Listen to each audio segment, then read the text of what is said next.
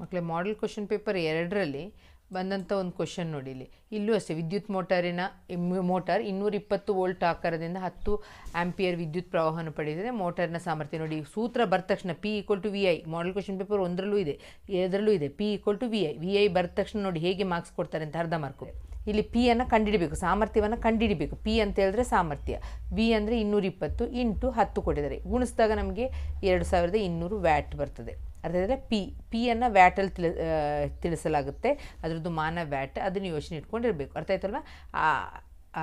Previous question ಪೇಪರಲ್ಲಿ ಸಾಮರ್ಥ್ಯ ಕೊಟ್ಟಿದ್ದರು, ನೀವಲ್ಲಿ ಏನು ಕಂಡುಹಿಡಬೇಕಾಗಿತ್ತು? ವಿದ್ಯುತ್ ಪ್ರವಾಹವನ್ನು ಕಂಡುಹಿಡಬೇಕಾಗಿತ್ತು. ಅರ್ಥ ಆಯ್ತಾ? ಒಂದು ವಸ್ತುವನ್ನು 20 ಸೆಂಟಿಮೀಟರ್ ಸಂಗಮ ದೂರವಿದೆ. ಸಂಗಮ ದೂರ ಅಂತ ಹೇಳಿದ್ರೆ ಯಾವ ಲೆಟರ್ ಅಂದರೆ F. ಓಕೆ, 20 ಸೆಂಟಿಮೀಟರ್ ಪ್ರಧಾನ ಅಕ್ಷದ ಮೇಲೆ ಲಂಬವಾಗಿರಿಸಲಾಗಿದೆ. ಪ್ರತಿಬಿಂಬದ ಸ್ಥಾನಕ್ಕೆ V ಅಂತ ಹೇಳ್ತೀವಿ. V ಎಷ್ಟು? ಇದು U ಅಂತ ಹೇಳಿದ್ರೆ ವಸ್ತುವಿನ ದೂರ, ವಸ್ತು ಮಸೂರದಿಂದ ಎಷ್ಟು ದೂರದಲ್ಲಿದೆ ಅಂತ. V ಅಂತ ಹೇಳಿದ್ರೆ ಪ್ರತಿಬಿಂಬದ ದೂರವನ್ನು ಕೊಟ್ಟಿದ್ದಾರೆ. ಆಗ ಸೂತ್ರ ಇದನ್ನು 1/F = 1/V - 1/U ಅಂತ. ನಮಗೆ ಇಲ್ಲಿ U ಅನ್ನು ಕಂಡುಹಿಡಿಬೇಕಾಗಿರೋದ್ರಿಂದ ಈ -1/U ಉಂಟಲ್ಲ, ಅದನ್ನೇ ಈಚೆಗೆ ತರ್ತೀವಿ. ಆಗ 1/V - 1/F ಆಗುತ್ತೆ. ಅರ್ಥ ಆಯ್ತಲ್ಲ? ಇದನ್ನು ಮಾಡ್ಕೊಳ್ಳೋದು ಇಂಪಾರ್ಟೆಂಟ್. ಈ ಫಾರ್ಮುಲಾ ಬರೆದ್ರೆ ನೋಡಿ ನಿಮಗೆ ಅರ್ಧ ಮಾರ್ಕ್ ಸಿಗುತ್ತೆ. 1/U = 1/V. ಇದನ್ನು ಈಚೆ ತಂದಾಗ -1/F ಆಗುತ್ತೆ. ಆಗ 1/V ಅಂತ ಹೇಳಿದ್ರೆ ಇಲ್ಲಿ 60 ಅಂತ ಬರಿತೀರಾ, 1/20 ಅಂತ ಬರಿತೀರಾ. ಈಗ ಇದ್ರದ್ದು ಲಾಸಹ ಕಂಡುಹಿಡಿತೀರಾ. 60 ಮತ್ತು 20ರ ಲಾಸಹ 60 ಬರ್ತದೆ.